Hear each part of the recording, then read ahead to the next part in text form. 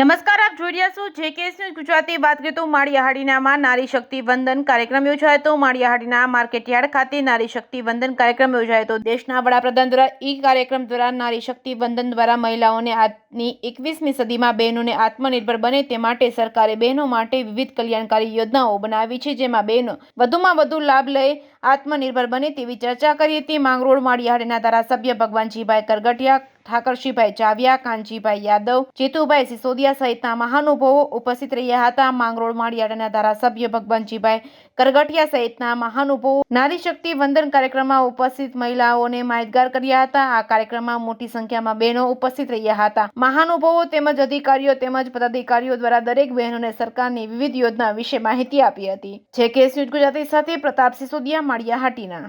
ધારાસભ્ય માંગરોળ આજ રોજ માંગરોળ મત વિસ્તારના માળિયા મુકામે વિકસિત ભારત વિકસિત ગુજરાત નારી શક્તિને વંદન નામનો કાર્યક્રમનું આયોજન કરવામાં આવેલું, જે કેન્દ્ર સરકાર અને ગુજરાત સરકાર દ્વારા આનું આયોજન કરવામાં આવેલું છે.